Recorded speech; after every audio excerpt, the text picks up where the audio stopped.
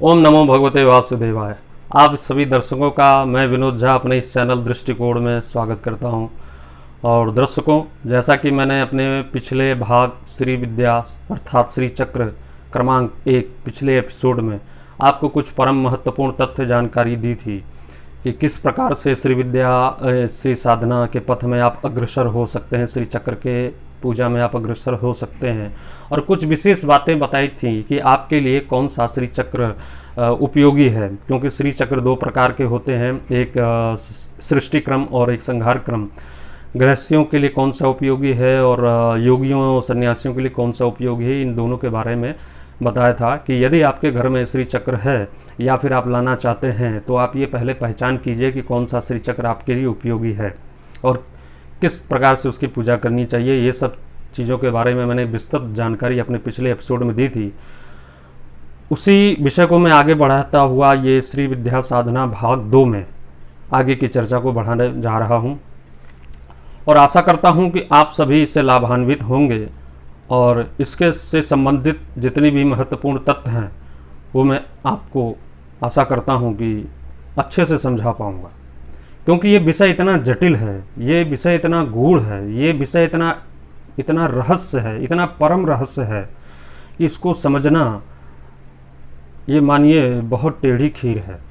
लेकिन मैं आपके लिए सुलभ भाषा में, सुलभ रूप में आपको प्रदान करने की कोशिश करूंगा। तो चलिए आगे बढ़ते हैं। तो देखिए, सबसे पहली चीज़ मैं एक चीज़ ये बताना चाहूँगा कि किसी भी साधना में जब आगे बढ़ते हैं या फिर आपके पास कोई भी उपयोगी वस्तु है या कोई भी है और यदि आपको उससे संबंधित उसके बारे में विस्तृत जानकारी है तो आप उसमें सही ढंग से, सही क्रम से आगे बढ़ सकते हैं और आपकी आकांक्षा, उत्कंठा भी उसमें जागृत होती है और आपकी व्याकुलता भी उसमें जागृत होती है। यदि आपको उसके बारे में विस्तृत जानकारी है तो आप में और भी उससे ज़्यादा लगाव उत्पन्न होता है, और यदि जानकारी नहीं है तो जानकारी के अभाव में ना ही आकांक्षा, ना ही उत्कंठा जागती है, ना ही हमको समझ में आता है। तो सबसे पहले ये जानना चाहिए कि श्री चक्र क्या है, ये श्री विद्या क्या है, ये जानना बहुत अत्यंत महत्वपूर्ण है। और ये इतना महत्वपूर्ण है कि श्री विद्या अर्थात श्री चक्र के जो उपासक हैं, भगवान शिव स्वयं हैं, भगवान विष्णु स्वयं हैं, भगवान रुद्र स्वयं हैं और चंद्रदेव हैं,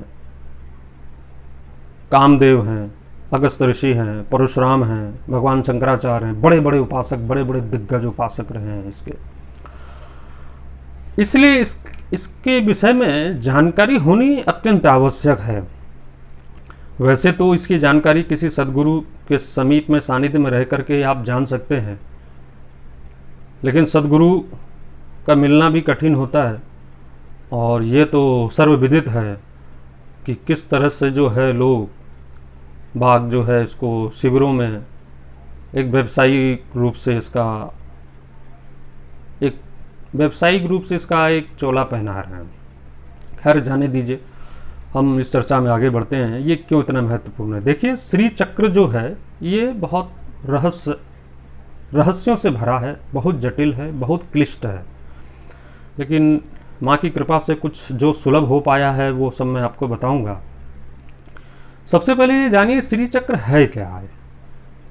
10 महाविद्याओं में से एक महाविद्या श्री विद्या है अर्थात श्री चक्र है। इसकी जो अधिष्ठात्री देवी हैं बाला त्रिपुर सुंदरी, षोडशी, राजराजेश्वरी, त्रिपुरांबा, ललिता देवी, ये सभी माएँ इनकी अधिष्ठात्री हैं। और ये श्री चक्र की पूजा सिर्फ श्री चक्र की ही पूजा आपको नहीं करनी है। श्री चक्र की पूजा के साथ साथ आपको अपने देह की भी, इसमें जो स्थित चक्र हैं इनकी पूजा करनी होती है। कहने का तात्पर्य यह है कि श्री चक्र में 9 आवरण होते हैं, 9 आवरण होते हैं और हमारे शरीर में भी 9 चक्र हैं, 9 चक्र हैं। इसलिए शरीर को भी जो है नवयोनात्मक चक्र कहा जाता है। श्री चक्र और हमारा शरीर इसमें जो स्थित जो है मूलाधार से स्थित हो प्रारंभ होता है और यहाँ पर सहस्रार चक्र तक आता है। मूलाधार में जो स्थित है, मूलाधार में जो भगवती शक्ति स्थित है, उसको यहाँ जो ग्रंथियों का भेदन करते हुए ब्रह्म ग्रंथि, विष्णु ग्रंथि और रुद्र ग्रंथि, इन तीनों का भेदन करते हुए यहाँ पर मिलन कराना ही श्री चक्र की पूजा है। फिर से सरल भाषा में समझा रहा हूँ। मूलाधार में स्थित शक्ति को सब 8 चक्र को भेदन करते हुए सहस्रार में भगवान कामेश्वर और माँ कामेश्वरी, इन दोनों का मिलन कराना ही श्री विद्या है, श्री चक्र की पूजा, यही श्री चक्र की पूजा है। क्योंकि आपका शरीर और श्री चक्र अभिन्न नहीं है, अर्थात विभिन्न नहीं है, इन दोनों में एकात्म है, इन दोनों में एकात्म का भाव है। साधकों ने, ऋषियों ने तो यहाँ तक कहा है कि इसमें 2 तरह की पूजा की जाती है, बहिर्याग और अंतर्याग। बहिर्याग अर्थात सामने मूर्ति स्थित है, श्री चक्र स्थित है या कोई भी देवता है स्थित है, उनकी पूजा करना ये बहिर्याग है पूजा। और श्री चक्र में दूसरी पूजा आती है अंतर्याग। अंतर्याग अर्थात आपके शरीर में स्थित सारे चक्रों में 72,000 जो हमारी नाड़ियां हैं हमारे शरीर के अंदर, उन सब की जागृति, उन सब की अंदर ही पूजा करनी, अपने शरीर में ही। लेकिन ये बहुत कठिन होता है। हमारे शरीर में ही इन सभी की स्थापना करते हुए अंतर्याग में इनकी पूजा करनी होती है। ये बहुत श्रेष्ठ पूजा मानी गई है, बहुत ही श्रेष्ठ। अंतर्याग, अंतर्याग अर्थात अपने शरीर के अंदर स्थित चक्रों की पूजा करना ही श्री चक्र की पूजा है। ये तो हो गया अंतर्याग और बहिर्याग का मतलब।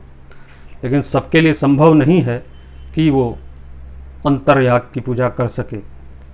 आप प्रारंभ में बहिर्याग की ही बाहर से ही पूजा कीजिए और धीरे धीरे इस साधना में, साधना के पथ में जैसे जैसे आप आगे बढ़ेंगे, माँ की कृपा होगी तो शायद धीरे धीरे आप अंतर्याग की भी पूजा प्रारंभ कर सकते हैं।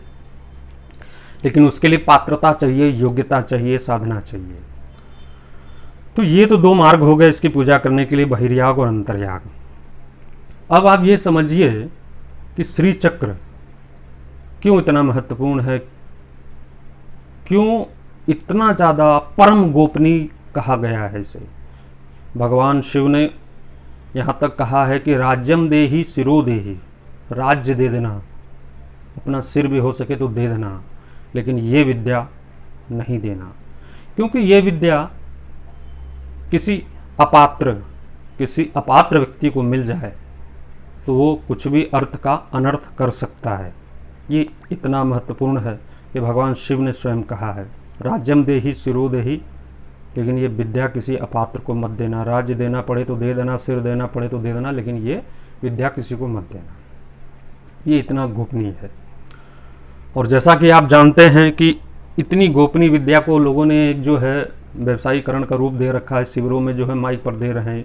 खैर ये सब बातें मैं पिछले वीडियो में बता ही चुका हूँ। तो इतना गोपनीय तत्व है ये। तो इसकी पूजा अर्चना साधना करने से पहले इसके महत्व को जानना अत्यंत आवश्यक है। क्योंकि जब तक आप इसके महत्व को नहीं जानेंगे, ये क्या है श्री विद्या, क्यों इतना महत्वपूर्ण है, ये श्री चक्र क्या है, इसमें 9 आवरण क्या हैं, वो 9 आवरण हमारे शरीर में ही स्थित हैं, 9 चक्रों में ही स्थित हैं, इसका ही भेदन कराना। हमारे शरीर में पीछे जो है ईड़ा और पिंगला नाम की 2 नाड़ियाँ चलती हैं, उसके बीच में एक सुषुम्ना नाड़ी चलती है, वहीं से प्राणवायु भी आती है। तो वही सुषुम्ना नाड़ी जब जागृत होती है हमारे कुंडलिनी में, जब जागृत होती है तो वही भेदन करते हुए, सारे चक्रों का भेदन करते हुए यहाँ पर सहस्रार चक्र में स्थित भगवान कामेश्वर माँ कामेश्वरी का मिलन ही श्री चक्र की पूजा है। उनका मिलन ही सहस्रार दल में उनकी पूजा है। यही श्री विद्या है, यही श्री चक्र है। तो हमारे शरीर में और उसमें कोई अंतर नहीं है। 9 आवरण हैं, 9 आवरण हमारे शरीर में स्थित है। इसकी पूजा जो 2 प्रकार मैंने बताए हैं, अंतर्याग बहिर्याग है, तो आप पहले बहिर्याग से ही प्रारंभ करें और माँ की कृपा होगी तो हो सकता है आप अंतर्याग की भी पूजा कर सकें। तो श्री चक्र सिर्फ जो है एक पत्र के ऊपर उकेरा हुआ ज्यामितीय गणित नहीं है, वो संपूर्ण ब्रह्मांड है, सर्वशक्तिमान है, सारे देवता उसमें निहित हैं, इसलिए इतना महत्वपूर्ण है ये। तो दर्शकों, आज के एपिसोड में सिर्फ इतना ही, क्योंकि और ज़्यादा अगर मैं एक ही एपिसोड में जानकारी दूंगा तो आपके लिए समझना भी मुश्किल हो जाएगा।